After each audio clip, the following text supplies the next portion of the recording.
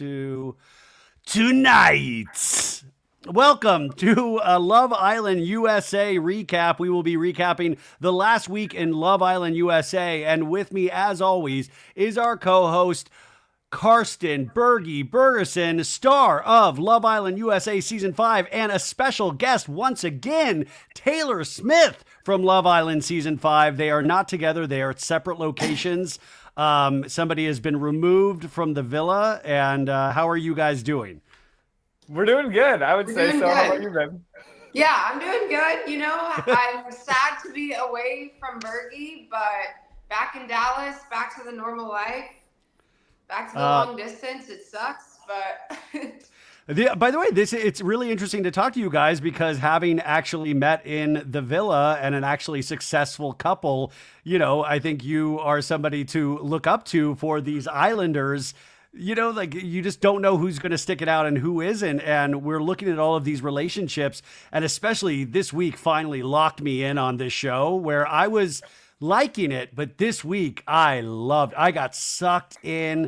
Like I told you last week, I was starting to feel creepy watching these people like make out with each other. And then this week I fully got into the drama and I was really invested. What about you guys? Same thing. I remember we were talking about it. Taylor's like, I don't even think I'm going to watch this season. And I remember you and I were talking, Ryan, earlier, and I was like, season 6 really didn't pop off until the Andrea dumping. And I felt like episode 12 this year again was the big point of the season where viewers were like, is it going to be as good as season 6? This past week has kind of shown it has the potential to be just as good as season 6. Yeah, I was gonna say episode 12 was definitely the engine to the show for sure, because that whole episode was crazy. I mean, it really was, and it was really well done. The music, the editing, every like behind the scenes element came together.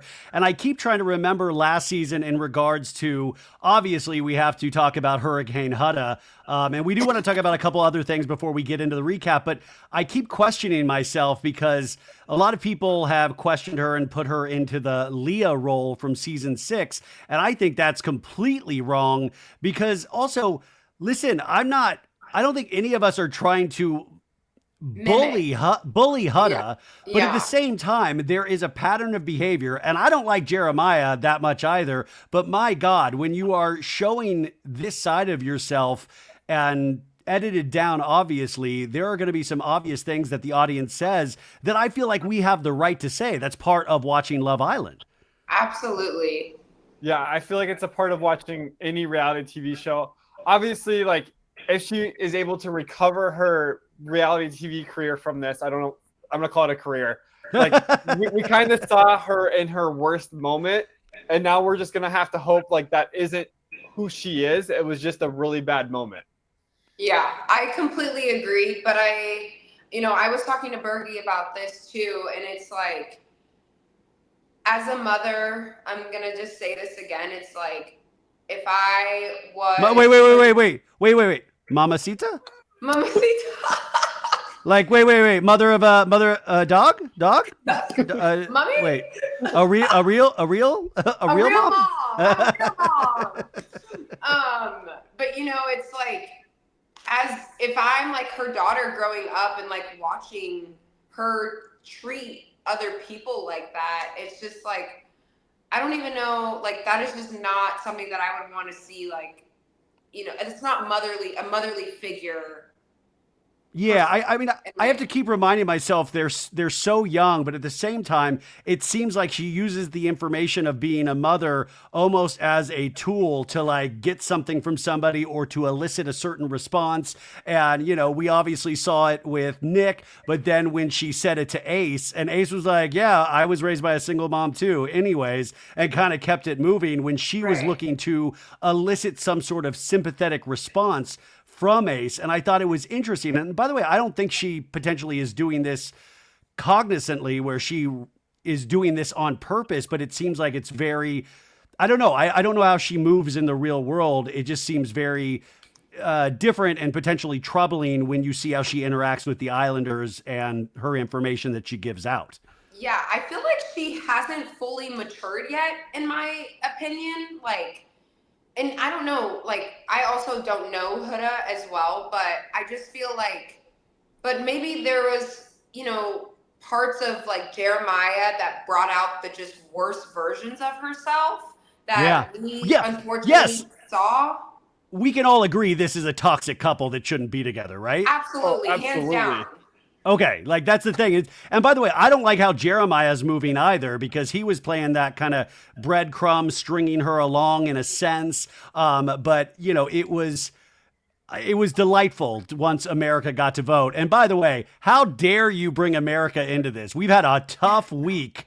America's had a tough week. We are getting blamed for everything because obviously we wanted to see Jeremiah and Huda split apart. And man, did we see that. But then they keep like shouting us out by name, like America this, America. Like, focus on yourselves. Focus on your relationships.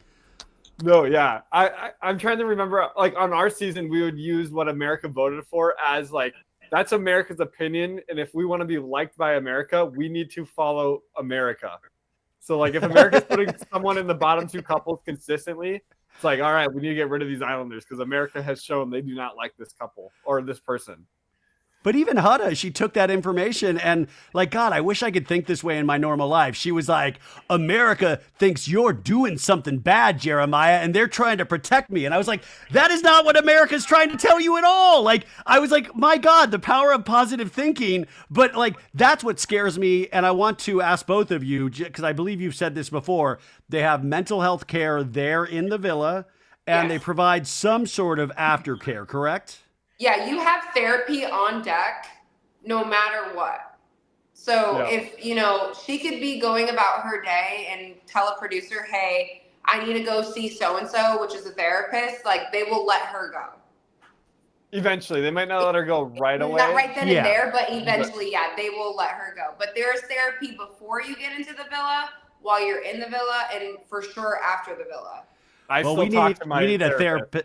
What, you talked to your therapist when you were there? I still talk to my Love Island therapist. Oh, we both do.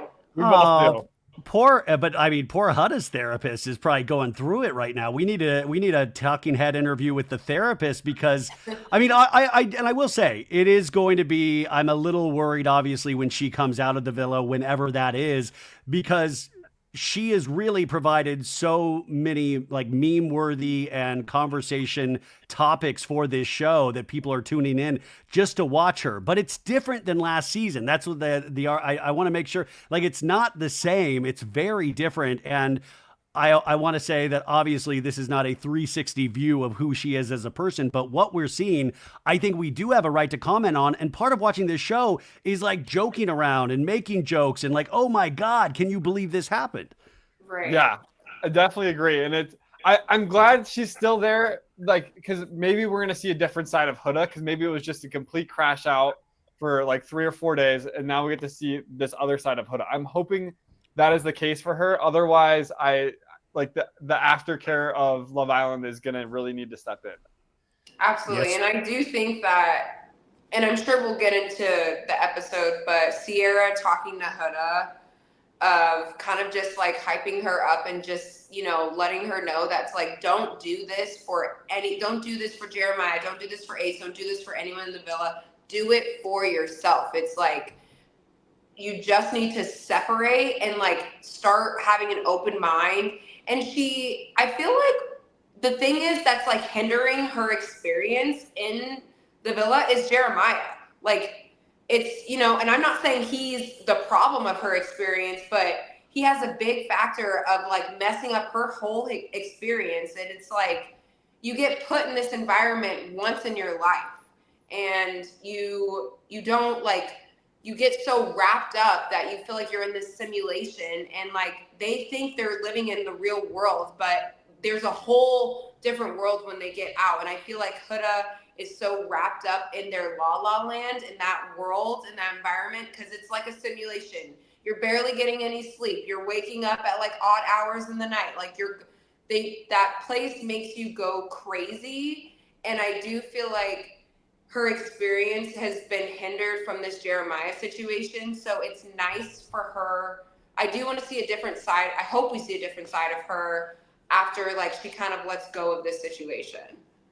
I mean, I'm really curious to see the next recoupling because the bombshells that they introduced on Thursday night's episode, I don't think I was watching some TikToks of people that, are friends with the gentleman that was the bombshell on Thursday night. And they were like, yeah, Huda's not this guy's type. So I'm like, what are the options for Huda at this point? And then I was like, have we come to the end of the Huda storyline when it goes to the next vote or the next Islander leaving? Because I am still shocked that they had the chance to get Huda out and everybody stepped to her side. And I guess I understand that from a kindness aspect. And once, what's her name, talked to her, like you said earlier? Sierra. When Sierra talked to her, I was like, that's very kind. They're giving her this chance. They want her to actually find love. But I was shocked. I was like, I thought it was over for her. And I mean, I just, but I didn't have high hopes when at the beginning of Thursday night's episode, they all talk to her and say, stay away from Jeremiah, stay away from Jeremiah. And then she immediately goes and breaks up a conversation with Iris and Jeremiah. And then Taylor sees it and she's like, Taylor, I've got it. I'm just saying one thing. And then she almost leaned in for a kiss. Yeah, she was looking up at him. I was like, what in the psycho? Why are you looking up at him and you want a fucking kiss? I was so uncomfortable. Like when I saw Jeremiah talking to Iris and she was standing in the hallway, just like eavesdropping, my heart and like everything was just super uncomfortable. I was just uncomfortable watching it. I'm like, wait, that's what I wanted to ask you guys. How thin are the walls? Because it seems like you could hear anything anywhere. Is like, what is the acoustics in the villa? They make the perception look like from the yellow couch to the, I don't know, like kitchen is very far, but everything is so close. Like, and then you also think like of a audio perspective. They want the audio to be good in the villa so you can hear everything. The cameras can pick up everything. Your mic can pick everything up. So like you can almost hear everything. The only place like that we were safe on our season, I know the villas are somewhat built differently. The only place that you could really get a private conversation was Soul Ties. Or the Hideaway. Or the Hideaway. Definitely the Hideaway. Well, I mean, I'm really curious to see Friday night's episode or tonight's episode to see where we land before the After Sun break. So let's take a step back really quick. We wanted to talk about a couple of other things, some announcements. Well, first off, you got sick from Bergie last weekend. So if we were making a reality show of Meet the Bergersens, he would have gotten you sick at the wedding. You only got an hour of sleep. Did anything else insane happen last weekend at the wedding? How did you know we got an hour of sleep at the wedding? Don't worry how I know.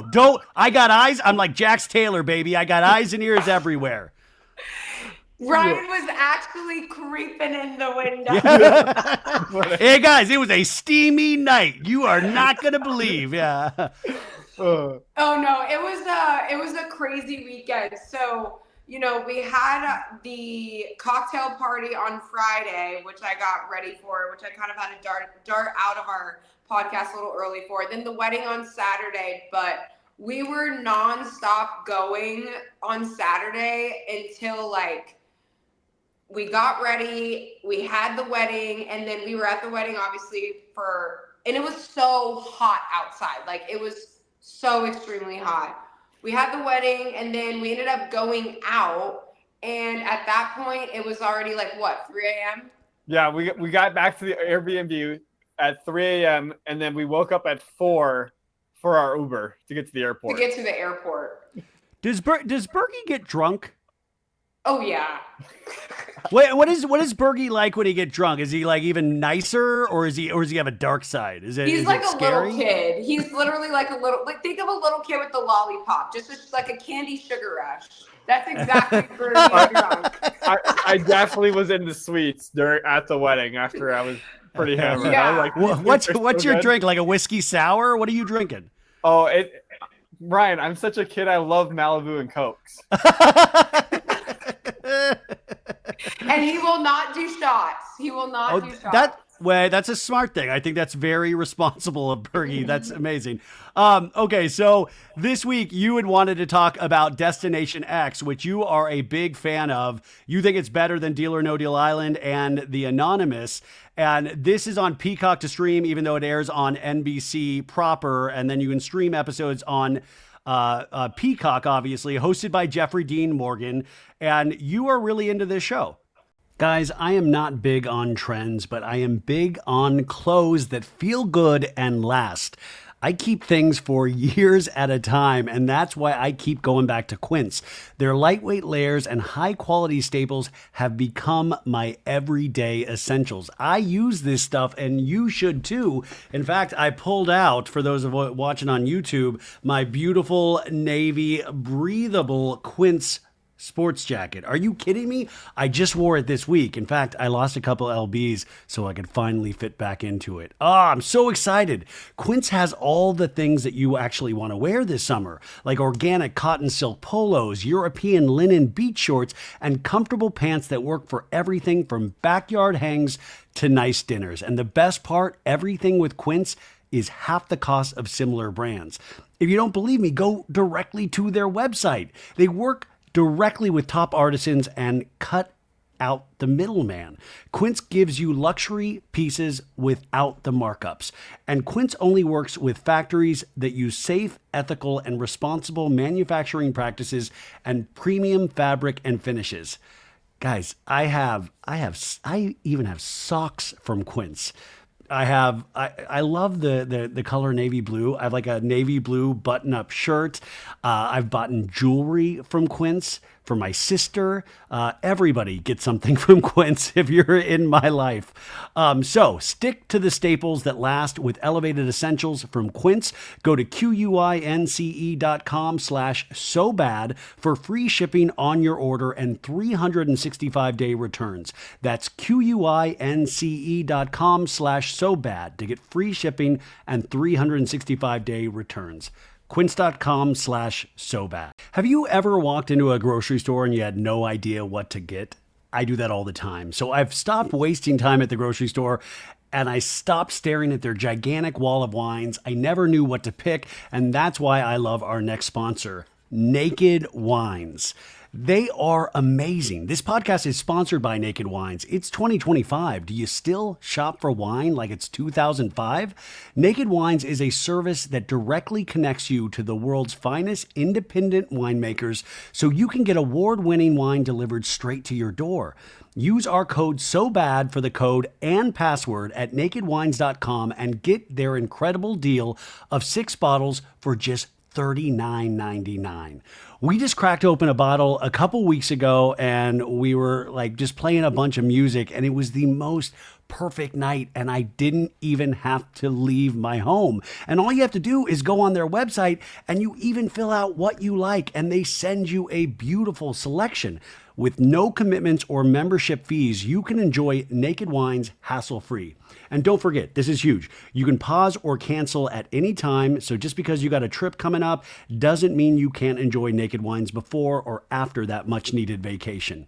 So now is the time to join the Naked Wines community. Head to nakedwines.com/SOBAD, click Enter Voucher, and just put in my code SOBAD for both the code and the password for 6 bottles of wine for just $39.99 with shipping included. Are you kidding me? Shipping's included? That's $100 off your first 6 bottles of wine at nakedwines.com/SOBAD and use the code and password SOBAD for 6 bottles of wine at $39.99. Guys, this is a no-brainer. You got to do this. Yeah, and what's funny is yesterday Taylor tried to watch After Sun and she just could not get into After Sun. Why, guys? After Sun is what they show on Saturday. If you don't like, where there's a host, Sophie Monk, and they interview like Ariana, or they'll bring like they brought back season 6 castmates this past weekend. You couldn't get into it? Not really. No, I couldn't get into it. Yeah. It was kind of just like, I feel like their recaps were just everything that we've already seen. And it's just like people talking about their opinions on certain islanders, but it's like. But isn't that what we're doing? Yeah, isn't this I know. After I'm Sun? like, it just, to me, there's like really no point. It's kind of boring. I watched it. Y'all was hosting Yeah. it, and Selly had no idea that y'all and Selly are exes. Actually, You know what? I saw that part too, and I didn't even realize, which remember Eyal dated one of Lisa Rinna's daughters. oh my God, he was on an episode of Real Housewives of Beverly Hills at one point. He dated her oldest daughter. Yeah, I always it's Amelia Bedelia, I always call her, and then the other one, I'm I blanking forget on her name, but yeah, he dated the older daughter. Yeah, I did not know Eyal dated Selly. So I thought that was very interesting as well. They were a couple on Love Island Games. I don't know if did they date on the outside? He said the way he introduced her was the most gorgeous girl and fantastic girl and crazy, awkward enough, my actual ex. That's how he introduced her. Mm-hmm. Yeah. That's crazy. Yeah. So they must have dated, and I had no idea.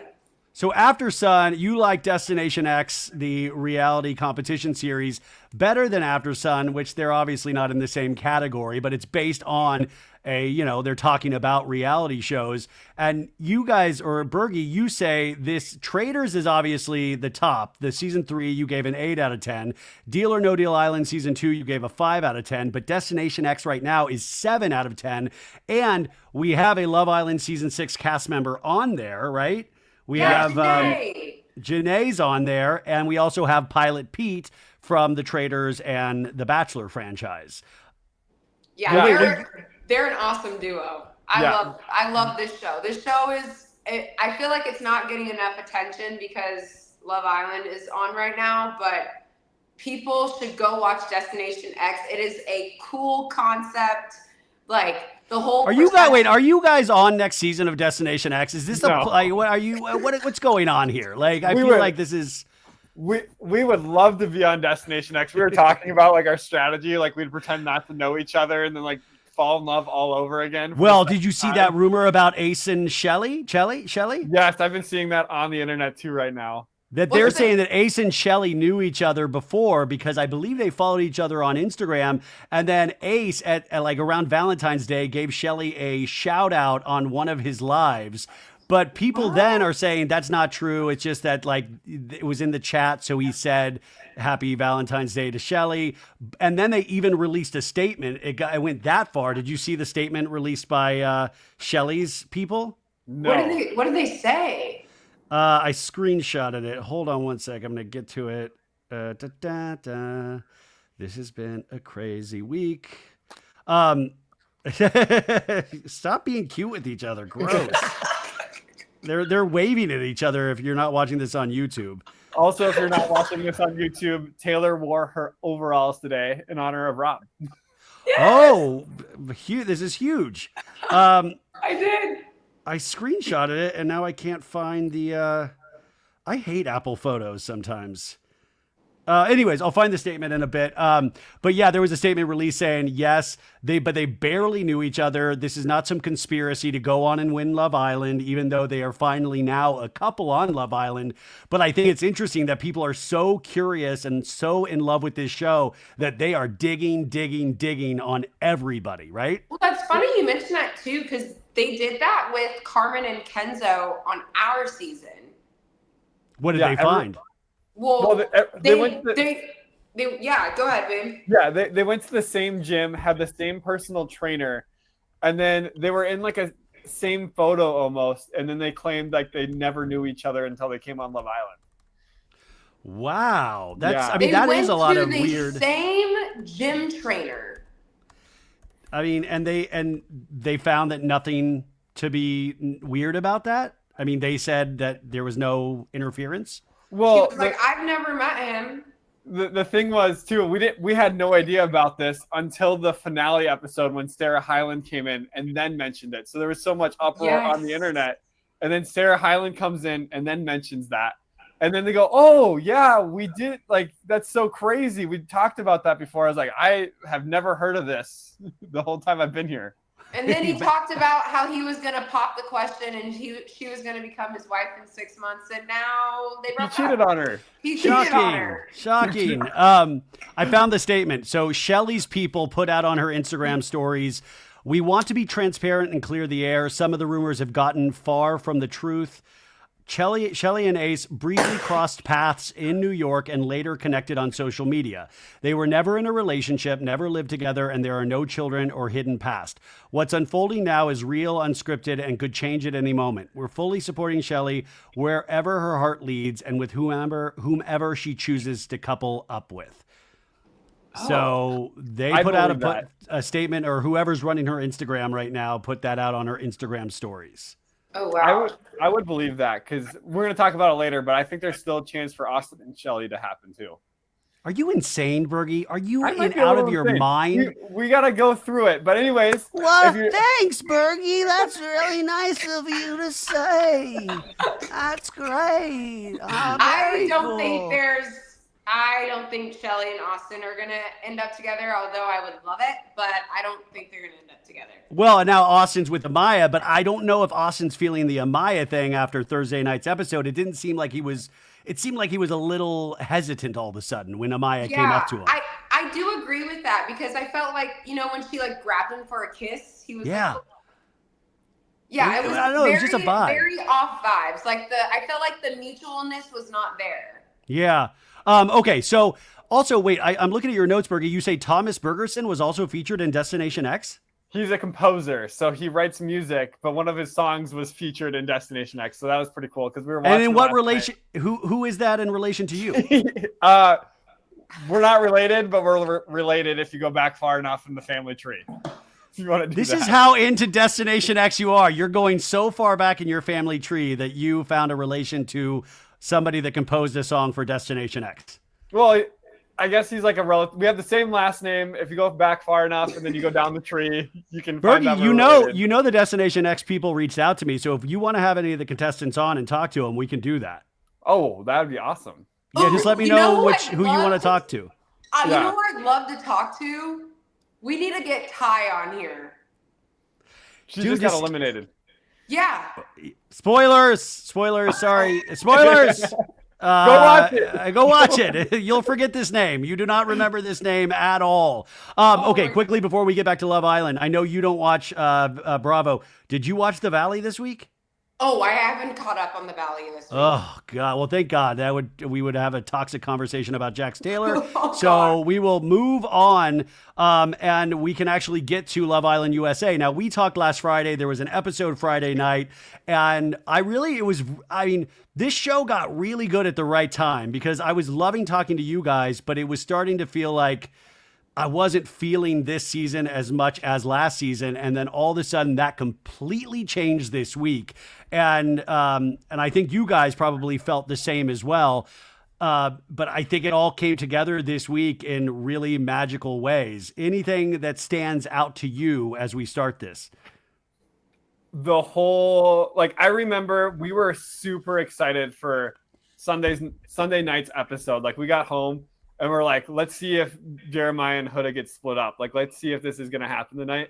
And we're just sitting there waiting. And then when Ariana Maddox separates them, we're like, holy shit, it happened. We were just waiting for that all day to see if it happened or not. Because if that didn't happen, that episode would not have been as good. I also think if Charlie didn't go home, the episode isn't as good as it's going to be. It wouldn't have had the impact that episode had if Charlie didn't go home. A lot of tears. Yeah, and I want to remind the audience, think about it. If they took away your phone, you had no TV, you have no music or any kind of anything besides making the food and talking to people, you would, these relationships are their entertainment. It's their lifeline. That's all they have. So these relationships bloom really fast on top of, you're there to explore love, which is so funny. When the recoupling happened and, the impassioned arguments after that vote happened and the speeches people are making and who they're voting for, Nick voting against Huda and saying you were closed off to Jeremiah and like we're here to explore options. And I love when they get into the lore of Love Island where it's like, okay, you know, like it's so funny, but I think the Islanders can see how toxic that relationship was. So it's funny that they were all surprised by America's vote, but at the same time, they seem to have felt the same thing, that they should not be together. Yeah, it is funny you say that. I do think though that like the reason why when Ariana said that America voted Jeremiah and Iris, I loved when Ace laughed because he literally was like, that just solidifies what everyone is thinking in this villa. That's why he laughed, which is why I completely loved it. And I loved that there is a person in the villa that really just truly keeps it 100, that, you know, you build relationships and you're with these people every day. So it's like, you might be thinking what someone else is thinking, but you may be way too scared to say it. And I know in the girls' positions, they're probably way too scared to get the wrath of Hurricane Huda. So no girl is going to ever say it. But Ace, I like that he called, you know, like Jeremiah and Huda's relationship on their bullshit, because it's like, why are you guys, like, what is the point of like going back to each other when you guys already know it's so toxic? Like, but haven't we all see? Isn't that like we've all been in or have experienced somebody that's been in a toxic relationship, and especially when you're at that age. So it's one of those things that we all kind of recognize at this point, and we can see it. But when you're in it, you know, because I will say Jeremiah is participating just as much as Huda, even though Jeremiah is the less aggressive, but he is doing weird things. He's still hooking up with Huda in the bed. They're doing the hippity dippity, which they showed, which shout out to my girl Hannah, Hawktua.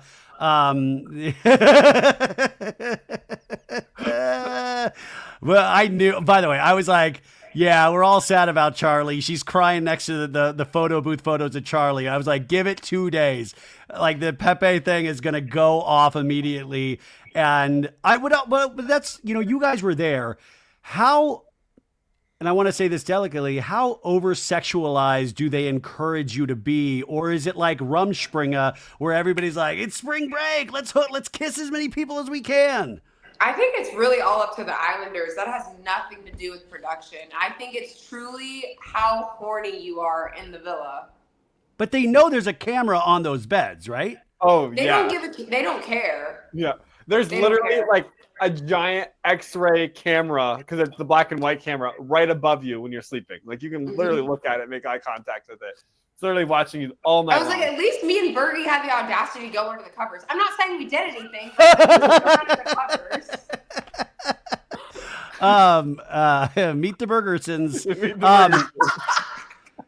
But it is, I mean, like there's guys, they have like these, you know, obviously night vision cameras in there, and people are hooking up. Like Huda and Jeremiah, it seemed like they were doing the whole, you know, the whole thing.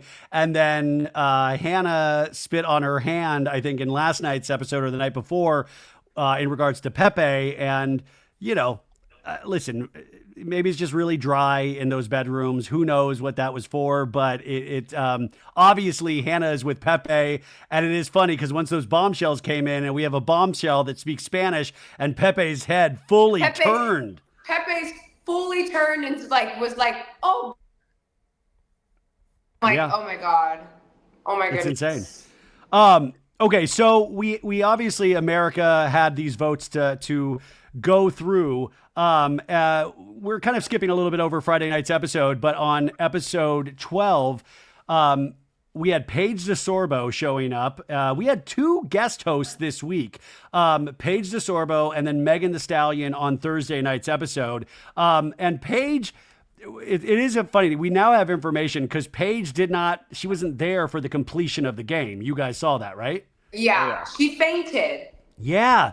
She actually went on record saying that she said, the sun starts beating down on me pretty aggressively. I have a high pain tolerance. So if I'm uncomfortable, I'm really waiting for the last second to tell you because I don't want to be a problem. I don't want to be bothersome. And she said, despite water breaks, ice packs, and the crew's attempts to shield DeSorbo from the sun, she had to excuse herself after 2 hours into filming and promptly vomited. And still she attempted to power through. She says, I'm not feeling totally normal, but again, I'm not stopping the show that so graciously had asked me to come on. I literally sit down and pass out. And from there, she knew she couldn't go on. DeSorbo said she assumed producers would edit the scene to make it look like she was there the whole time. However, they didn't, leaving watchers confused by her brief, stilted appearance. And then also her costuming, people were like questioning. And she said she picked out her outfit, but then at the last minute, they said, bring something lumberjack chic. And so that's what she came up with the high neckline. I have no taste in fashion at all, so I didn't even recognize that was a weird outfit, but I sure heard a lot of people talk about it. It wasn't that it was a weird outfit. It's that she had already wore it on an after show of Summer House. That it was a repeated outfit. Ooh, and good information. Yeah, so it wasn't like, oh, like she didn't like not like her outfit. That was still her dress, but it's the fact that she had to like wear it again. And like as a girl, Bergie knows this. We don't wear things twice. Never. And it's like you wear it once. I'm like, you can't just throw that like $200 dress to the side. Like you got to wear that again. You paid $200. It's like, nope, it's done. I wear the same thing literally forever. But also, so Paige will be on After Sun on Saturday night, so you will get to probably hear her talk about this on Saturday night's After Sun. And then Megan Thee Stallion was a co-host last night, and I thought she crushed it. She absolutely crushed. She crushed the challenge. She crushed talk. I love that she got to talk to the girls too. Which, by the way, that was what they needed at that time because she kind of gassed all of them up in this really great way. Even Huda, she gave compliments out and they were so excited to see her, and obviously also a good promotion for her bathing suit line. But I got to tell you, she was so natural and fun that I was like, oh my God. I mean, not Love Island, Ariana's got that, but like host something because she was so fun, so easygoing, so game for anything that it really energized that episode of TV. Yeah, she nailed it. She crushed the challenge. She crushed everything about it. I love that she was engaged with the cast members as well. And I like that she had fun and like was her true authentic self.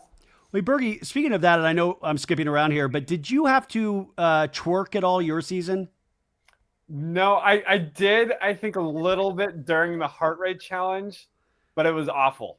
It was probably pretty bad. But yeah, like do they ask you guys if you have any natural dancing ability? Like because I was like I would run away. I'd run into the ocean. I would have looked like Taylor. I would have looked like Taylor in that episode where I was just like, I don't know what I'm doing, but I'm doing it. Oh, we got to talk about Taylor at some point. I'm confused. But yeah, like the dancing stuff, you were shocked. Like Nick was throwing it back. I mean, some of the guys were getting down. Wait, I will say about one moment in Friday's episode to go back, Ace having that conversation with Iris. And that's where I'm like, Ace is with Shelly now, and they're finally a couple. But remember that conversation with Iris where it seemed like Ace was like, I can't believe this is happening. Like, I'm finding real love. Like, it seemed like it really is like, this is crazy, man. It's crazy. And I was like, what was that moment? Like, it looked like he's like, I can't believe it. I was like, oh my God, Ace is fully in love with Iris. And then that just appeared to go away.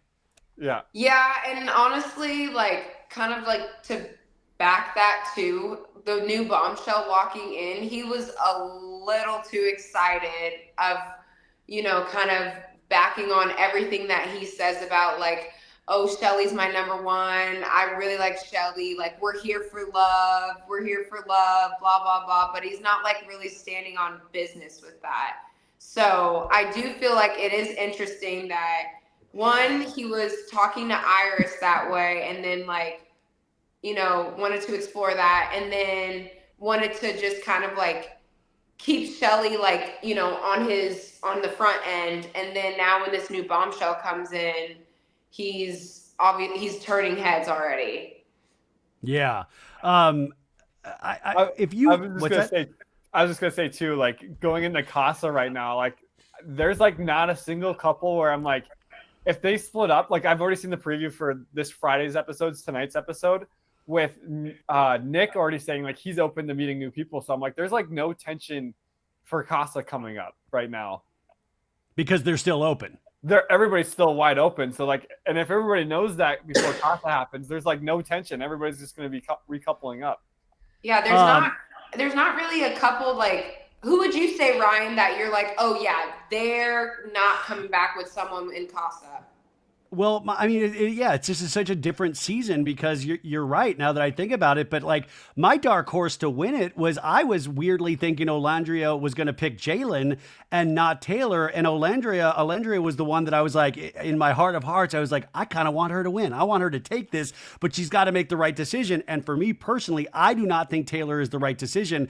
And this is the thing that we're not there. We're just seeing what's on TV. But from what I'm seeing on TV, I do not understand that. Even if you want to go slow, even if that's Taylor's game, even the kiss, like the mwah, mwah, mwah, mwah. To me, I just am not, it feels like a best friendship and it doesn't feel like a romance, but the Jalen thing, which I loved him. It seemed like they were really connecting at this really kind of intimate level without being like down each other's throats. And I was really sad when he got sent home because I was hoping that Olandria was going to choose him. So maybe I'm not seeing something that you can see there. I completely agree with you. I don't see Olandria and Taylor lasting. I think Olandria is going to find someone in Casa Amor, if I'm going to be completely honest. Because, like, I don't see their relationship, like, I see it progressing a little bit, but I don't see it, like, a strong foundation on their relationship. Yeah. So we also had, obviously, Charlie was sent packing. And they had just had this beautiful conversation, Charlie and Taylor, because Taylor's head was turned by Pepe, but Taylor was listen. Oh, sorry, God, I'm so bad at these names. Sorry, you guys. Sorry, Hannah.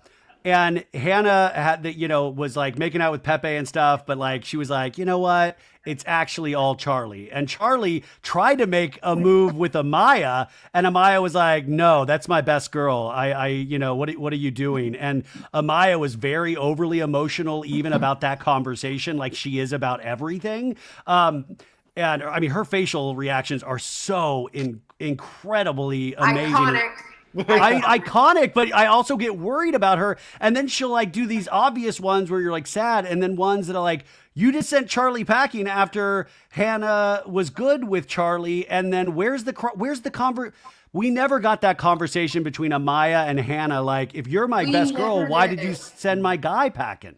Yeah, that was the one vote that I truly still do not understand. And I wonder if we'll ever know, like, what happened, like, what was going through her mind when supposedly Hannah and her were best friends, and why she chose to send Charlie home over Huda or Taylor. What do you think, Bergie? Well, maybe Hannah just moved so fast to Pepe that there was never needed like a conversation. Like Hannah just cried with the photo booth photo that she had. I was like, that's crazy that she's crying with that photo booth photo. And then maybe she got done crying and then she's like, went over to Pepe and they made out and it was all good.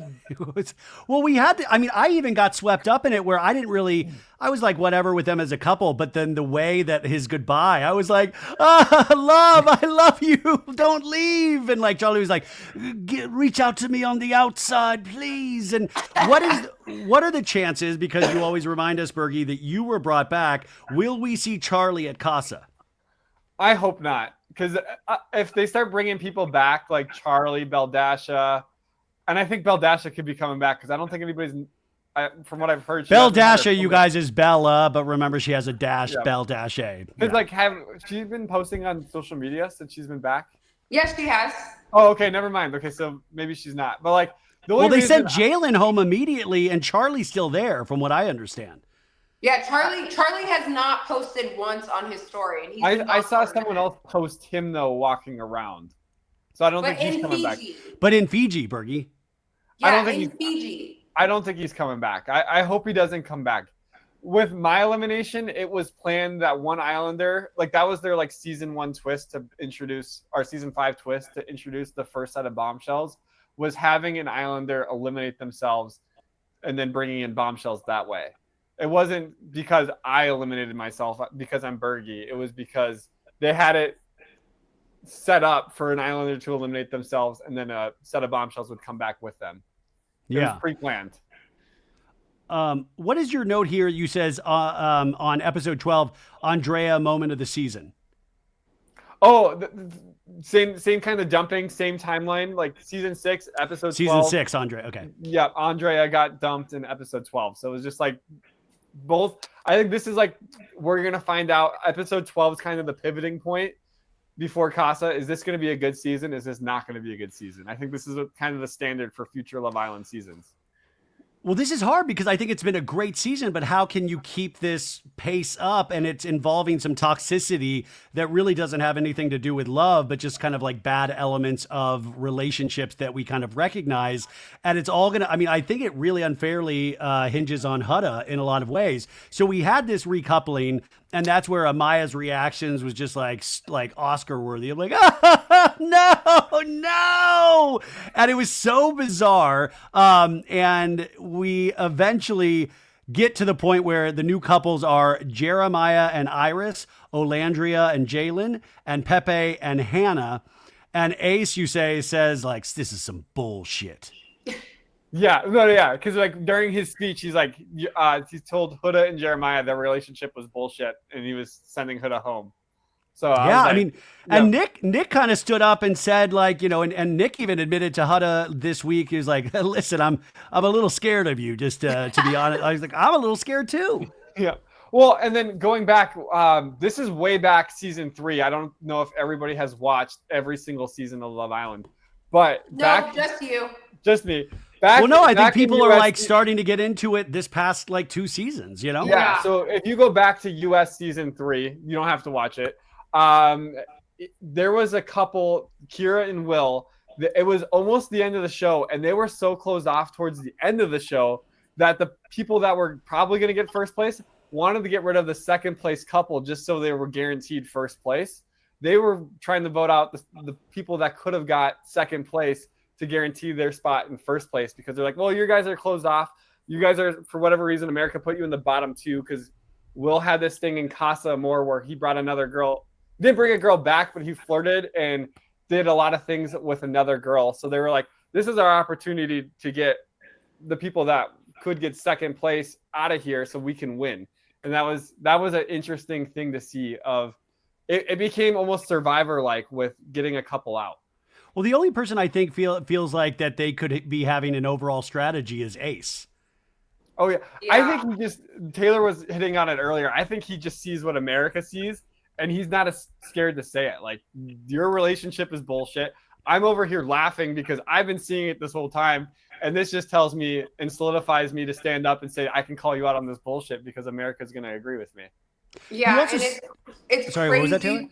Sorry, it's crazy for Huda to be like to Jeremiah, well, America sees something that I don't see. Like, you're doing something to me. Like, it's pointing the finger, but never takes accountability for the way she acts towards Jeremiah. Another thing I wanted to add, I saw a lot of people saying Jeremiah was love bombing. So I'm hoping you guys can tell me when he love bombed. Because, like, I've been watching this relationship, and I get, like, he's in this toxic relationship because he keeps putting himself in it. But I remember, like, during, like, the first date when him and Huda got to go on that date, he was saying, like, or Huda was asking about moving in together, and he was, like, backing off. And then Huda gets back into the villa and saying, like, oh, he can't wait to move in with me. Like, was she, like, mentally love bombing herself with Jeremiah? Or, like, was Jeremiah actually love bombing her?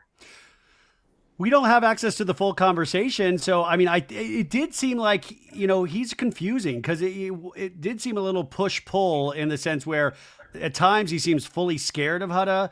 But then at other times, and I don't know if this is just physically, that he seems like he's really into Huda, even though I think he shouldn't be, but it seems like he is. And I think she has a tendency to tell little white lies or to kind of make things bigger. She's just delusional. Yeah, I mean, it's weird. And especially that's what makes it sad. And this is why, like, on like The Valley, it makes it sad on Bravo because I'm like, oh, they all have kids. Like, when you have kids, you're like, oh, man, you know, it's one thing to take care of just yourself, but you're like, oh, they're going back and they're taking care of a child, which Huda's ex, the baby daddy, even reached out and says, hey, take it easy on her and all of this stuff. So trying to be cognizant of that. You also said Austin couldn't look at anybody on that episode. When he stood up to give his dumping speech, he made He no eye picked the wrong contact with person. anybody. Yeah, actually, that wouldn't have been a bad choice, to be honest, because I don't think him and Alondra are going really anywhere. So I don't think that was a bad choice on Austin's part. And he voted before he made it a 3-way tie. So it wasn't like his vote really mattered at that point. It was more up to Ace and Amaya to make the final blow. So he was just putting another option out there. Yeah, I mean, I was hoping that Taylor would get sent home, but obviously Charlie did, and I'm glad they kept Huda just because we got the reaction that we all thought we would get with Hurricane Huda, which is so intense. But that night, they all kind of go into their separate corners, like the girls and the guys, and this is where I will penalize Jeremiah, and this has got brought up by a lot of people, is that it is weird that he didn't go over and say anything to Huda that night. I clocked that, and I actually told Bergie this, and I was like, this is so weird, because, like, as the time kept going, and I was like, this is so weird that, like, everyone is talking to each other about Huda and Jeremiah's situation, but Huda and Jeremiah talking to each other. And he was like, that's crazy that you, like, said that, because he was like, I didn't even put that together. And I was like, normally, any time, like, after a recoupling, like, and that drama just unfolds, like, if you're, like, very, like, in a relationship or in a couple, like, you guys are going to each other to, like, talk about what just happened and unravel those feelings and everything like that. So it was very interesting that Jeremiah didn't say anything to Huda. I mean, it felt like he was scared. I mean, I feel like that's a fear-based reaction that he was having. But I think he came out of it the next day, and it is weird. But I would be scared to talk to Huda at that moment too, because she was like, what the fuck? Like when America's were like, she's like, what the fuck is going on? And that's when I even got scared at home. I was like, does she know where I lived? What is happening? And by the way, is America protected? Like that's the thing that scares me. I just saw this meme, and it's Huda's bloodshot red eyes with her caterpillar eyelashes, and it's saying like no one, Huda lighting the villa on fire. But I think that's my meme, Taylor. Oh, is it your meme? It's my meme, and I have it to the song "Burning Down the House" by Talking Heads. I'm glad you like my work. By the way, people, I'm not trying to but by the way, I'm trying to it is kind of, it makes me laugh. I'm trying not to take it too seriously, but when she gets angry or upset, and by the way, she gets upset a lot, but with those eyelashes got to be like so heavy. It makes her have half eyes the whole time. I take off those eyelashes. That's got to be so heavy, but she looks so upset all the time. And we are already coming off an episode where she was like, you just don't do the little things for me, like the pancakes. You don't do the little things for me. You just need to really step up your game. And I thought, she seems like somebody that might find fault with anything, no matter what is done for her. That's how I was in that situation at that point, especially after the recoupling. There's nothing Jeremiah can do anymore. It's just leave it alone. Don't touch it. Stay far from it. Yeah. And then Iris is kind of like this ping pong ball that just is getting thrown around. And she's like, okay, yeah, Jeremiah, fine. But even Iris talks to Huda. Iris has been in communication with Huda, even though I feel like Iris doesn't like Huda, will still try to be nice to her. We go into episode 13, and you said your favorite moment, Bergie, was Ace talking about America. Explain why. Oh, well, actually, that might have been at episode 12. It's when they're all around the fire pit still, and he's talking about what America wants, and then he looks at a camera and he's breaking the fourth wall, talking to America. But it also is implementing the strategy of because I talk about this a lot. Love Island is a game show disguised as a romance show, and every season Islanders come in not knowing that, and that's what makes the drama so good. They're there for love when it's a game show too at the same time. And there's 3 elements to it. You got your castmates, a normal Survivor cast. You then have your production that you need to please to make sure you can stay there, and they'll help you with eliminations potentially. Not help you, but they set up eliminations so you could be in trouble or not in trouble. And then you have America voting as well. So there's the 3 elements that you have to watch out for. and we know Ace has realized he has to like have his castmates like him so they don't vote him out, but he's also discovered America as well. Do you agree, Taylor? And by the way, how turned on do you get when Bergie drops knowledge like that? You're like, wow, that's my guy. Yeah. He really thinks about this fully. He is just a full gamer, just full game mode. Well, I kind of agree with that though, because it is a game show disguised as a love like dating show. Because like at the end of the day, it's like there is a grand prize that you're winning. Yeah. I mean, well, and how much is the grand prize, just to remind people? $100,000. That's, I mean, 100,000. But just remember, the brand deals are going to far exceed that for anybody in that top 8. Absolutely. I was going to say to that too. I don't think you don't go for the grand prize, but it's still there. And I think I saw an argument that $100,000 isn't enough, but I agree.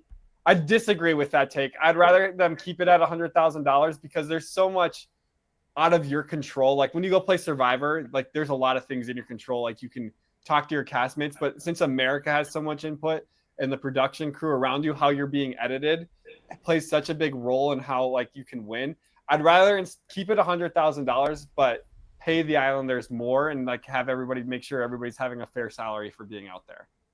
I wish they would do like Big Brother at some point and have live feeds eventually. Yeah, that would They be need cool. to do like a Love Island Big Brother show, like a crossover. I was talking. Okay, so I think that's a great idea. Because Love Island UK has Love Island All Stars, and like Love Island US, we don't have like our own Love Island, I guess spinoff show, but like we have Love Island games, and then, but it has like international crossing. I think we need our own like Love Island Games US edition almost, because I guess we have Beyond the Villa now. But is that going to be like? Is but that's just for their season. Yeah. Yeah. I mean, but who knows? There is no like unit like Love. I feel like there should be a Love Island, like you get UK, Australia, US, like type of Big Brother house where it's like you play a Big Brother game, but it's like in a Love Island concept. Yeah, I mean, you could do a season of Traitors just with Love Island USA contestants in the villa. You know, Alan Cummings and his little Speedo, or like whoever, you know, Meg the Stallion hosted or somebody like that. But I mean, I think it's a waste. And I will say, just in terms of the ratings, you guys, I was reading an article, and where this season started, it was already bigger than last season. They finally hit their peak around 3.5 weeks in, and they were already at that peak on the first week because so many people came back. And then since all the Huda memes and all of this stuff, it keeps growing and growing. So this season, and then they're throwing in like Megan Thee Stallion, Paige Zasorbo, you know, like they are hitting this so heavy that it is beyond, I think, even their expectations on what this show could do. So and more spinoffs, I think, are coming. And I think you guys would be obvious for this. Like your social media keeps growing. You guys have like a dedicated fan base. And so they're going to try to break you up on national television. Do it. I dare them. Let them try. Dare them. Yeah. They can do it. Yeah, come give us a paycheck and we'll do it. So episode 13, by the way, everybody keeps going like, how are they? Because the actual Islanders are calling Huda Hurricane Huda as well, like we are. And they're like, they're seeing what we're saying. And I was like, no, it's not that hard to put Hurricane and Huda when you're in an island together. They are not. You guys never saw what we were saying. No, we don't have our phones. Oh, and the producers wouldn't be like, hey, say Hurricane Huda if you can. No. They like, if you even ask like, hey, are my followers growing up? They're going to be like, can't tell you. Yeah. They literally do not tell you anything. My 3 favorite questions to ask a producer was, what was it? Has Joe Biden died yet? What happened to that submarine? And the Ocean Gate. Yeah. Ocean Gate. Because I got put in the villa right before I heard anything. I was like, what happened to that submarine? I bet you're the only guy that asked about Ocean Gate. Amazing. Yeah. Because I was curious. I was like, what happened to Ocean Gate?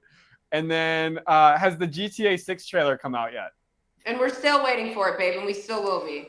You know, this grant, I'm not a gamer and I don't play video games, but I even see all this GTA discourse now. And I'm just like, why are people so obsessed with like this GTA and when it's coming out? And like, you know, it's that big of a deal. Wow. Anyways. So Hurricane Huda, the bombshells on episode 13, they go on all of these dates, and Jeremiah has to go with Iris. And remember, it's not like Jeremiah plans the date himself. The producers tell these people where they're going, and they're all successful dates. But it's even funnier because at some moment, Huda is told by Iris, like, oh, we went on, you know, the beach and it was really nice. And she was like, of course you did. My dream date. My dream date. My dream date. Like, girl, do you think Jeremiah was like, I got a cute date planned for us? No. Oh my God. I can easily, Taylor and I can definitely do some Huda's dream dates for really cheap, and I'd be down for that. Let's just go to the beach and get a towel out and sit there. So, no. Way better than going to Perry's for $400. Yeah. Oh my, well, the speaking of viral moments, so obviously what we talked about at the beginning, the Mamacita, her talking to Nick, that has become a viral TikTok sensation. And in fact, talking about weird occurrences, Nick in one episode this week was wearing a Mama's Little Meatball shirt. Did you see that? And he doesn't even know. I think the first time they heard the Mamacita thing was when Megan Thee Stallion came in and was like, Mamacita! And like, it's really, that's like the funny thing to think about. They have no clue what moments are going viral. No, they have no idea. Like, it was funny too, like in the girls' dressing room when Megan Thee Stallion was talking to the girls and she had said Olandria's name, and Olandria was like, oh my God, you know my name. Yeah. Like, it's crazy. They don't know a thing that's going on. It's really exciting to watch that aspect of it. But obviously, Bergie, and you point out in your notes, is that this was like the crashing out Huda episode. We got multiple Huda crashing out. She was at times angry, seemed like she might be violent, tearful, laughing, sad. I mean, like, it was a range of emotions. What did you guys think, Bergie, first about Huda's crashing out on this episode? Yeah, it's everything that we wanted to see, like a couple episodes back. Like, we wanted to see them get separated and see the result of that. I think it went a little too long, a little bit, and then it started taking away from, like, I have no idea how Iris's and Jeremiah's date went. I have no idea how Jalen or Alondria's date went, or Pepe's and Hannah's date. Like, I have no idea how those dates went because she sucks up all the oxygen. She took up the whole episode. So now I have no feelings towards Hannah and Pepe being together. I have no feelings. Well, I had no idea, did Jalen like Alondria? I really didn't get to see them develop. So like, him leaving was sad, but I didn't really get to know Jalen. So I was like, I could have got to know Jalen a little bit more. What did you feel, Taylor? Yeah, if I'm going to be honest, I absolutely loved Jeremiah's and Iris's date. I felt like it was a breath of fresh air for Jeremiah.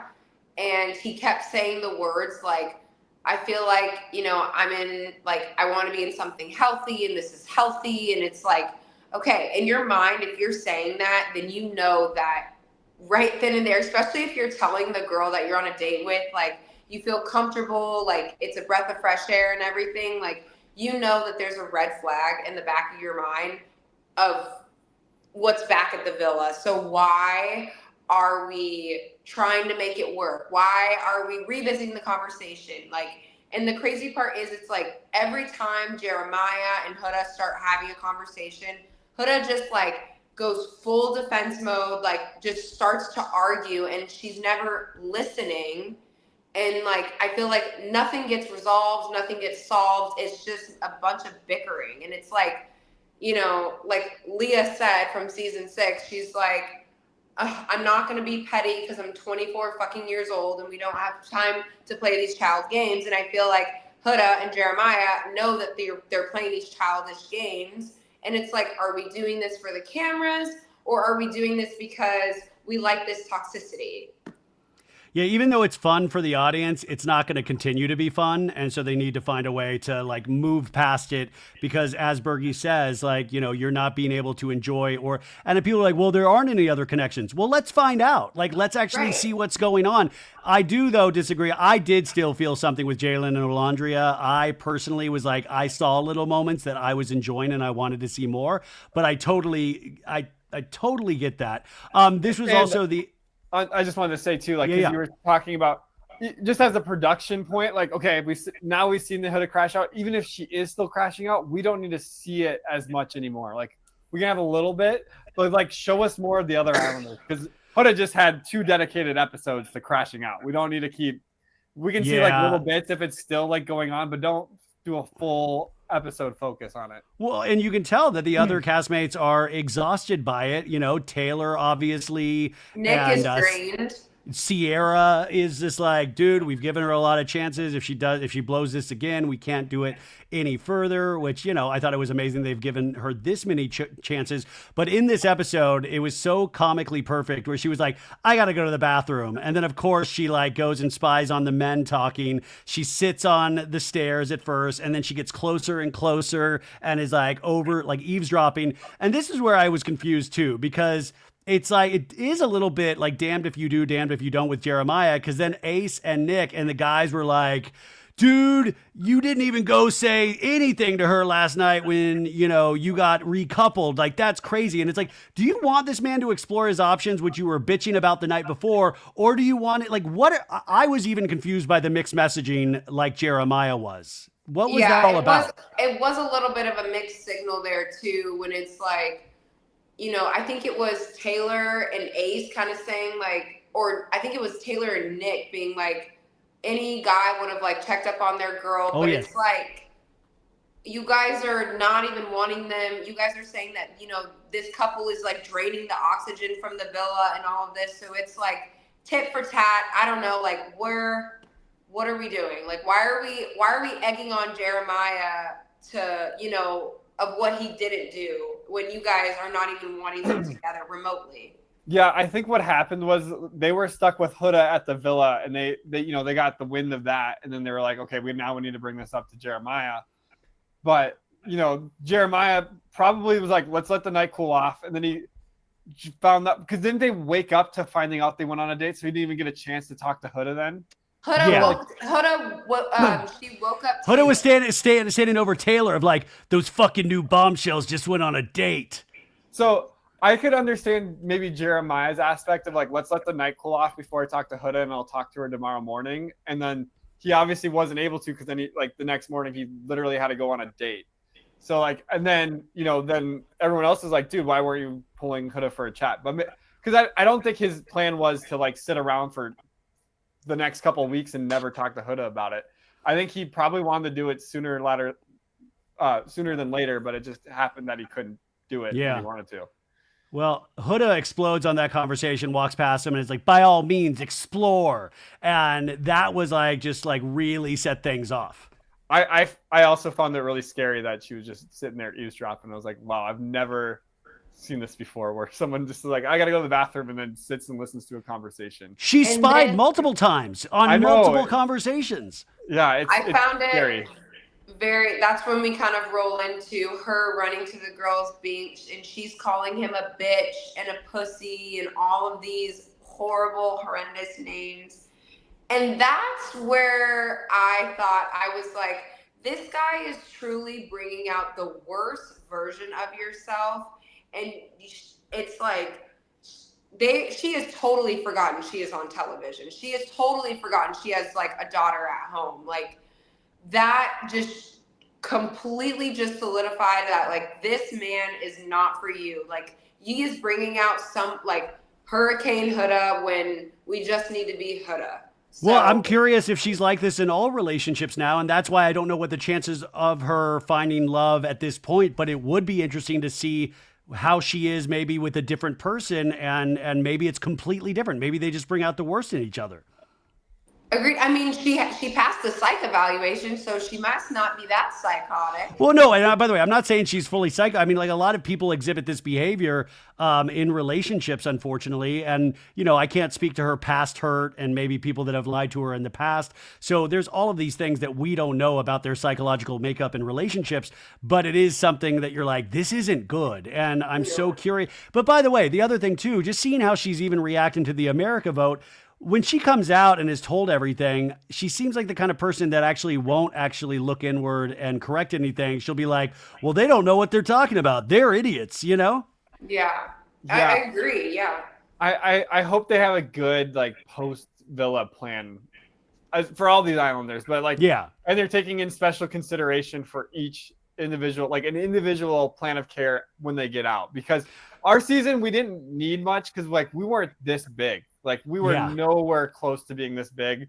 Like I had a couple DMs that were like hurtful, but like at the same time too, then I had like the perspective that was given by my therapist. But like these people have memes online of them and like constant TikTok threads. Like we didn't have many TikTok clips on our season compared to that. Like I opened my TikTok and I have like hours of TikTok to scroll through about everybody's opinions on this season and theories and whatnot. So it's wild. So that was the big crash out episode. And then in episode 14, we have Austin and Amaya starting their flirtation. We have Shelly and Ace finally together. We have Jeremiah and Iris, Nick and Sierra, Taylor and Alondria. Huda is left single. And this is also the episode that Jalen leaves. And anything stands out to you in this episode? Okay, how did you like the door recoupling instead of just doing a normal recoupling? Did you like it? Did you not like it? I mean, I liked it. I mean, I was really into it because I was waiting to see, obviously, who Jeremiah chose. And so that, like, it really did build some sort of dramatic tension. You know, it's a new way to do it, Ariana was out there and I thought that was, I mean, it was very intense and they really extend these things and they're giving all these reaction shots and you see Huda behind the door.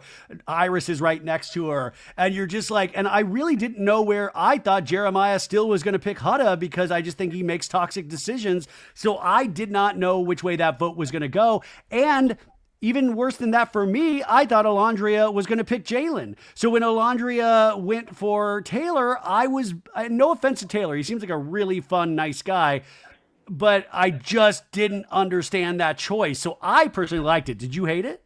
No, I found it interesting. I was kind of neutral about it because I'm like, I kind of like the classic way, but I'm like interested in like reformatting it a little bit to make it more exciting. And I did find it like, it was slightly more exciting than a normal recoupling. That's where I'd put it. Yeah.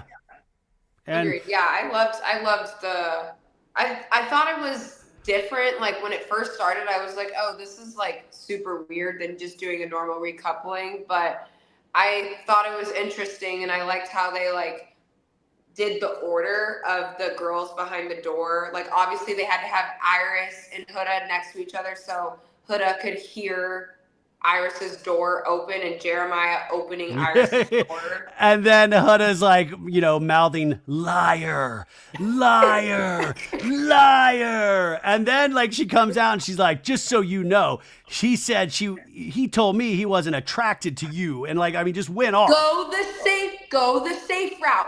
She's the safe scapegoat. A scapegoat. Yeah, a scapegoat. Newsflash, Amazing. Huda, it's a scapegoat, not scapegoat. And no, it's not. It's scapegoat, not a scapegoat. Yeah. A scapegoat. A scapegoat. The best thing is I'm like, oh, I feel bad for her. And then she stepped out and said all those things. I'm like, I don't feel bad for you anymore. Like yeah, I mean, good, like she 30 can't, seconds to feel bad. She can't help herself. But then on that episode, what confused me was that then they were like, stand behind Huda if you want Huda to stay or stand behind Jalen.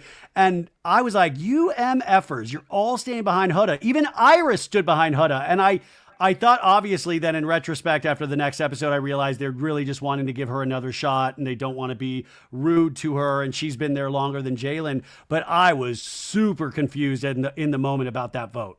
I was very, very shocked by the vote. And again, this kind of goes back what I said earlier today too.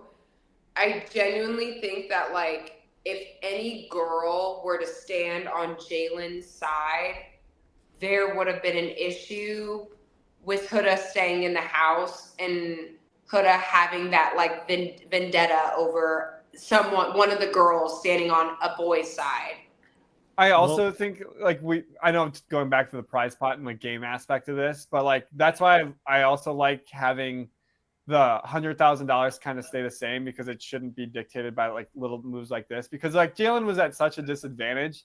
He came in late and like he was only there for what, like 4 or 5 days, and like to make a connection over someone that's already been there for 10 to 13 days, like they're going to choose their friend or someone they've known longer, even if it's toxic a little bit, because they're like, I know, like I've lived with this person longer and I'm going to get rid of you. Yeah. So obviously Jalen leaves, Huda stays, and Huda is very thankful, and she lives to terrorize another day potentially. It's a very, very weird episode that we had on Tuesday night, and then that leads us into Thursday, Thursday. So Austin and Amaya, they had one conversation, and it was great because I didn't think think that Austin still has a chance with Shereé, and I was like, what are you talking about? Because I was not seeing that at all, even though he's like, I'm tired of being in a triangle. You're not in a triangle, dude. I don't think Shereé likes you, but she loves you as a friend. It's like friend vibes. Why are you I'm not saying like I think they're like perfect for each other, but like I think Austin, there's still like a little bit of Austin like Shereé, and I think if the Ace thing doesn't work out, that's going to leave Shereé single, and I think there's like a potential there. I don't know. Well, it'll be interesting. That'll be interesting in Casa Amor, what Ace does in Casa Amor. I think it'll be interesting too what Austin does in Casa Amor as well. Oh, I mean, Austin has the highest body count of anybody there. I think that guy is going to be going off in Casa. Yeah, we're gonna find out, and I'm excited. Those are like the top 2 couples right now that I'm excited to see. No, I think Austin. I'm more curious to see what Austin does, because I feel like Ace is still pretty much open from everything that we've been seeing, like him cheering in the new bombshell and everything. Like, I feel like Ace is gonna. I think that's gonna bother Shereé in the next episode too, that we're gonna see tonight.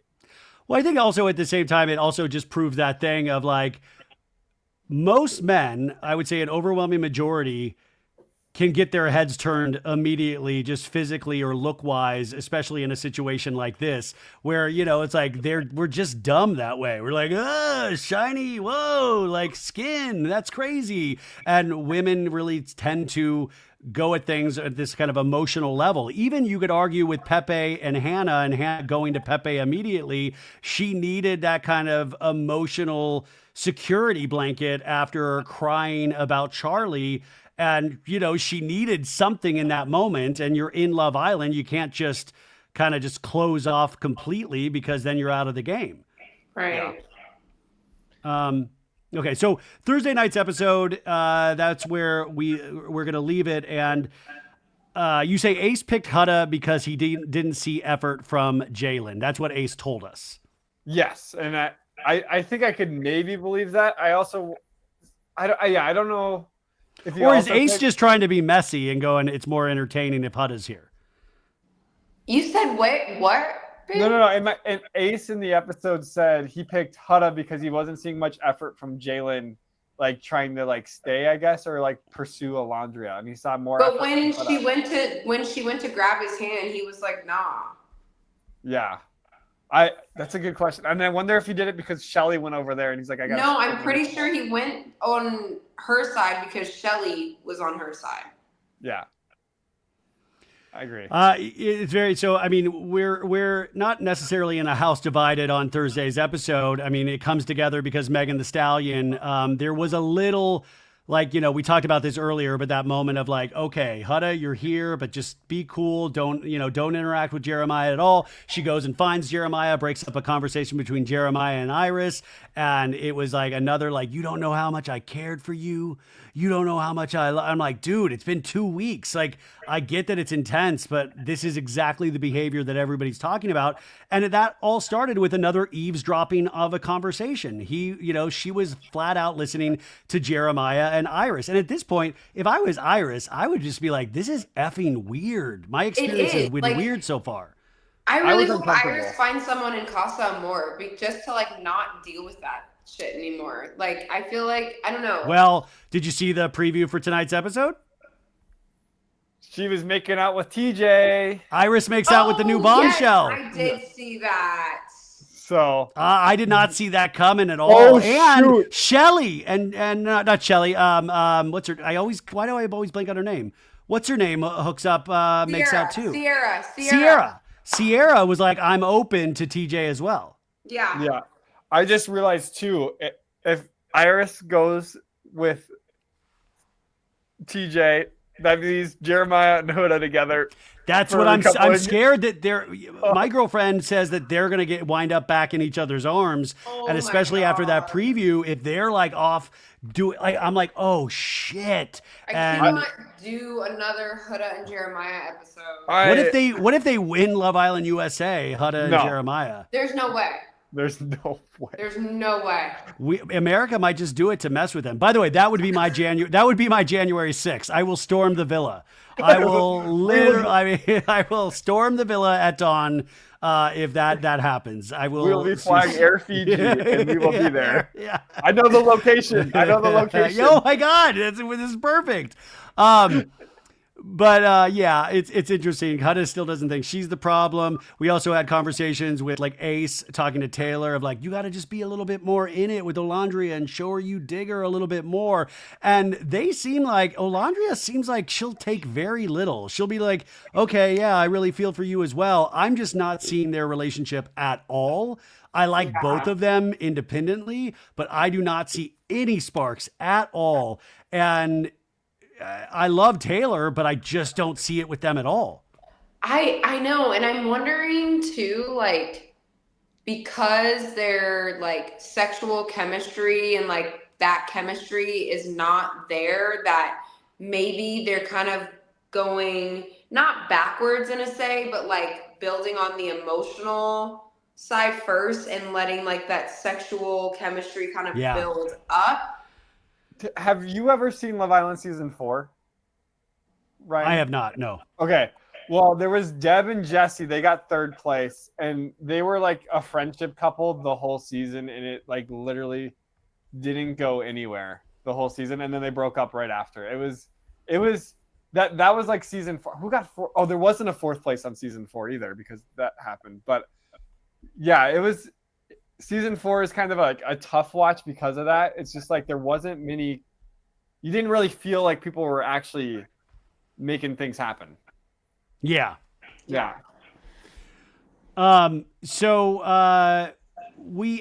is when Megan Thee Stallion, we have this really fun twerking competition, and you have to build like a bombshell out of these blocks. And, you know, Megan Thee Stallion, I think, really made this segment for me. Because it just was so funny, and they needed this laugh, and the girls needed this encouragement from Megan Thee Stallion. Everybody was dropping it low. I noticed a couple people weren't doing the twerking. Did they just edit that out, or did like certain people, are they allowed to I don't want to participate in this? Who didn't participate? In the twerking competition, there were a couple like Pepe didn't do it. And on the other side, which girl didn't do it? There was one, but I just noticed that a couple. I just didn't know if it was like they edited it for time. Hannah didn't do it. Yeah. Oh, that's a good observation. I didn't even check that. I think they all had to do it, and then maybe not all of it made the edit. Probably would be my guess, because like I don't think there was one challenge where Islanders could sit. You'd get in trouble if you tried to sit out of a challenge, like the mouth one. There was. Yep. There was like during our Casa Amor, like the first night or second night, we had to spit in each other's mouths. It was one of the challenges. And there was 2 dudes, I won't mention them, but they ran out of the villa. And production they literally said, fuck no, bro. I ain't doing that shit. There was a sliding door. No. There was a sliding door, and they locked it. And then the producers were trying to get to them, and they could not get them. Well, remember the challenge last season when it was like all the ketchup and all that stuff? Oh remember, yeah. like that? It was like so gross. I would yeah. have thrown up. So eventually they have to unlock the bombshells. The women win the competition, so they get their bombshell. And we have TJ Palma from Westchester, New York. He is 23 years old. And then Megan Thee Stallion was like, oh, I'm not going to leave you guys empty-handed. So they get a bombshell as well. And her name is Andreina Santos from New Jersey, 24 years old. I don't know if I'm saying her name correctly. Adriana. I'm not going to try. I'm not going to try. Adriana. But I will say, all the girls seem to love TJ immediately. I don't really know how to judge guys. I was like, he's okay. And then Adriana, she obviously seems really beautiful, but all the guys, especially Pepe, when, found out she speaks Spanish, Pepe, and then Hannah, the reaction shot of Hannah going, oh God, I'm done. I'm toast. I'm toast. Yeah, that was. That's payback for not waiting for Charlie. So we have one extra girl in there right now. Well, TJ's not going to go for Huda. But in the preview for tonight's episode, we saw a lot of things like we were talking about. Iris makes out with TJ. Sierra says she's open to TJ. There's a lot of fluctuation. And weird, Nick and Sierra, we really haven't focused on their relationship at all. They're just kind of there, and they seem to be huggy, but we're not seeing any deep conversations. Sierra did have a great conversation with Huda saying, hey, you got to be cool. We believe in you. And we talked about that earlier, but I just want to point out that was a really cool conversation of Sierra to pull Huda for that chat. But I don't know about Nick and Sierra. I don't know where they are. They're just kind of floating. Well, that same thing with Taylor and Alondria. I feel the same about both of their relationships at this point because we haven't seen anything. It's been the Huda show. And we didn't touch on this, but in the previews, it was Huda talking to Hannah saying that I'm just exploring my options, and Huda talking to Pepe being like, are you open? And Pepe saying, yes, I'm open to Huda. So Pepe. Do we see, where do we see, are we? Let's make predictions. Iris, I believe they were in Soul Ties, or I believe that's where we saw them kissing in the preview. But yeah, let's make predictions as we wind this down. What do we think is happening in the next week? And Bergie, you know all of these things. When is America voting again? When do we start Casa Amor? What's the deal? Okay. I think I saw there's a public vote tonight. Yep. I sent a meme to Taylor today. I don't know. Did you watch Squid Game season 2 where he goes, I played these games before. These games before. By the way, Squid Game season 3 comes out next week. Oh, does it really? Yeah. Season 3. I would have missed that. But anyways, I played these games before. Okay. I'm going to say there's one more dumping before Casa. They always do a dumping before Casa. And is Casa Amor Sunday night? No, I think it's at the end of next week. Sundays. Well, Casa's okay. I think on a Sunday. I don't think it's this Sunday, though. That's what I told him that too, Ryan. I don't think it's this Sunday, but I think it's next Sunday night. I think it's like the 24th. Next Sunday. Yeah. Wait.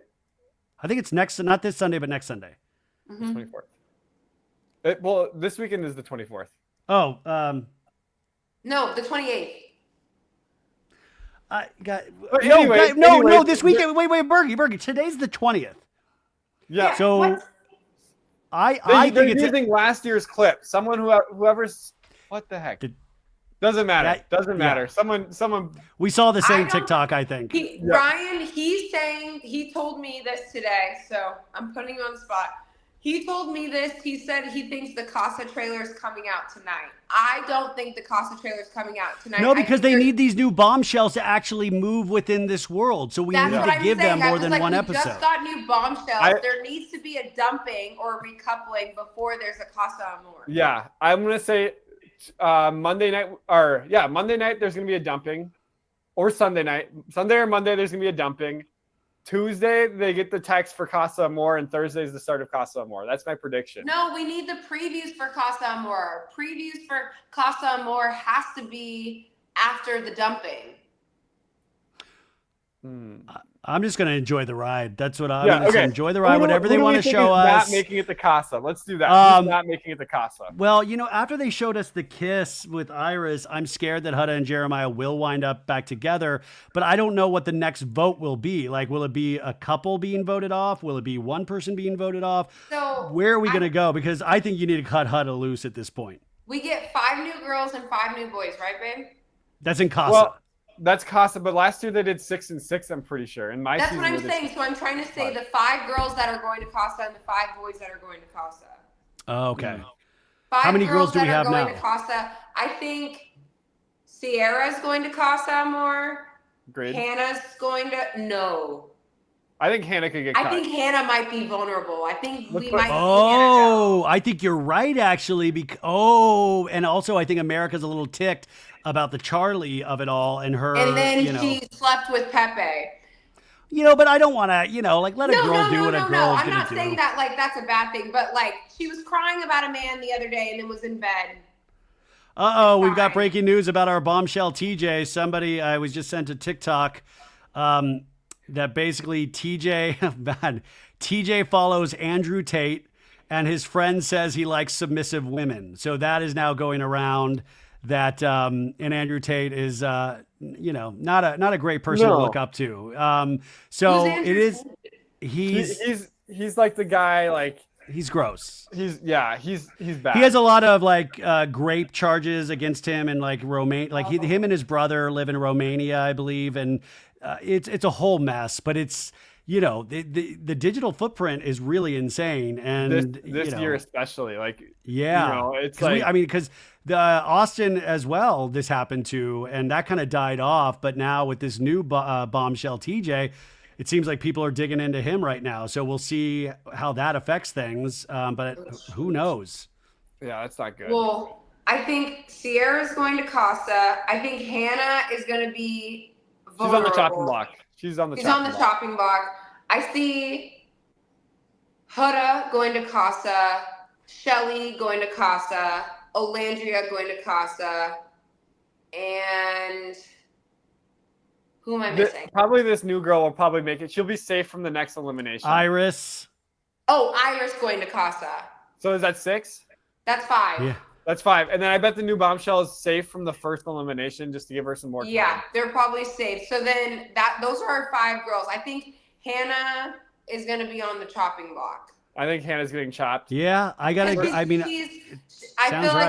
I've been seeing a lot of TikToks of the whole spit thing and the Hakatua, all of that. So I think that it's crazy the switch up because like when she was crying when Charlie was leaving, it was intense. Bloody murder screaming. I was sad. I was getting I didn't even really care about them as a couple, and I was getting sad then all of a sudden. I was like, it was hurtful to see her that like so hurt over him leaving. But I think a lot of people don't realize Love Island, like they're new to Love Island and don't realize that these things turn on a dime. And so this isn't like the first time that you've seen insane things like this and switches like this. And I think people that are new to the show are like, how dare you, and it's like, that's kind of normal for Love Island in some ways. Well, yeah, because you do that at minimum 2-week quarantine before you even get like social to be able to socialize with people. Right. It's crazy. And like you also saw this with Deontay Wilder, like the heavyweight champion of the world on Traders, like freaking out when people were getting banished. Like you do that slight social isolation and it just gets in your mind. It messes with you. It messes you up a little bit. Like it messed up a heavyweight boxer of the world. Like you wouldn't think that. Well, we got to figure out what our social experiment game is going to be that we're going to produce. That's what we got to figure out next. Finally, I wanted to ask you guys 2 questions. One, in the villa, do any of the cast ever flirt with the crew, or does the crew ever flirt? Because I always think like you see on like The Real World or like shows like that back in the day, people like, oh yeah, I was like fully flirting with this crew guy. There's a lot of contracts that you sign that you are not allowed to flirt with the production team at all. And then they also signed something. And then I think in season 4, Mackenzie Dittman. Oh, I don't want to start a rumor.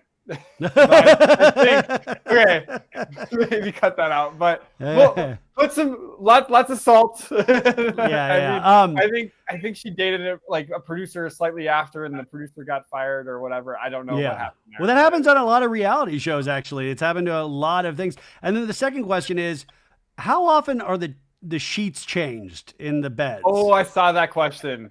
Every day, hours. Every day. If they see you laying in it, they're changing hourly. it. Okay, good. Well, that's the other thing. there's obviously like a cold sore virus going around this villa because, I mean, you know, obviously Nick's pimple sort of went away, but then it moved to his lip. And then Austin seems like he's having these like lip things. Oh, I know. I've been seeing that all over my TikTok. I didn't catch it until like I've been seeing it on my TikTok. Yeah, I'm glad I'm not there. I'm Yeah. glad that did not happen on our season. I would be so upset. Another thing that we're going to blame on Huda, I'm sure, but who knows? Or Well, let's, you know what? Category We'll 6. blame, I think we first noticed it with Nick, so I'm going to blame Nick. But anyways, you guys, I want to remind people, go follow them. And also, because you guys are posting a bunch of Love Island stuff on your TikToks and your social media. And Bergie, I think you're even like going live every night where I'm like, you're pedal to the metal right now. No, it was one night with Taylor after episode 12. We were like, holy crap, let's go on live right now. Because that was insane. Is there an episode tonight? Yeah, there's an episode tonight. Oh, maybe we'll go on live tonight then. Well, this is coming out tomorrow, right? On Saturday? Yeah, it's coming out on Saturday. Yeah. So Sunday well, night. If you guys go live, let me know. Or I don't know how many people can go live at the same time, but I'll hop in live with you. But like, I think we can get 3 people in there. Yeah, who knows? But anyways, or I'll just watch your live. Okay, I have one thing before we leave. We're gonna say our one character from this season of Love Island who we want to win. Ryan, you go first. I said it earlier. Olandria. Olandria. Babe, you're next. Babe, you're next. I would really like to see Shereé win. Shereé win. I'm gonna pick a guy. I gotta pick a guy. Okay, definitely not Jeremiah. Not Ace. I'm gonna go. I have to go Austin. I'm gonna have to go Austin. You love him. You're insane. So funny. You know what? So I funny. feel like you're. Is there some relation to Austin? You've gone so easy on Austin. I feel like you have. There's something. I can smell something's amiss here. I feel like you're working for Big Austin, like big pharma. He's working for the ops. Working for the ops. I just think he's like a unique character right now, and I think it'd be fun to see where it goes. But he's got to like stay with Imaya, or Costa's got to be crazy for everybody. Oh, which by the way, I'm going on Sunday on this Vegas influencer trip, and I'm going with Brittany Haynes from Big Brother and Traders. Oh, nice. No way. Okay. Yeah. How was the thing with Phaedra? It was awesome. Yes. Oh, by the way, I was on Jeff Lewis with Phaedra, and I immediately was like, do a recap with Bergie. It's like, oh, my Bergie. And like, she came in late, and she has like a whole team of people, and then they were like, oh, I don't think we're going to take a lot of calls this hour. And so I didn't want to have Bergie on like hold for 45 minutes. And then we did take some calls towards the end, but we ended up talking, like Jeff wanted to just talk to her about like the mortuary. She owns a mortuary service, and it was a very different interview. And like, then Jeff made fun of me in front of Phaedra, which was pretty funny. But she said she's going to listen to our Love Island recap. So who knows? I mean, but she was like, oh, I love Bergie. And then we were having to explain to Jeff who you were. Like, he doesn't watch Love Island at all. So it was very, very cute. Awesome. Oh, I love that. Yeah. But what was your question, babe? Or one thing? You said Austin. Austin. You said Austin. That was the thing. Okay. I thought there was one other thing that we were saying before we went. No, that was it. I just wanted to see who you guys want to see win. Let's say our wishes for the week, just in our own personal lives. Yeah. Okay, go follow them. I'm going to put all their information. These guys are amazing. I love you guys so much. Thank you. And go have a great weekend and get some rest from Bergie, Taylor. Well, I'm about to FaceTime her right now. Oh, gross. Oh my God.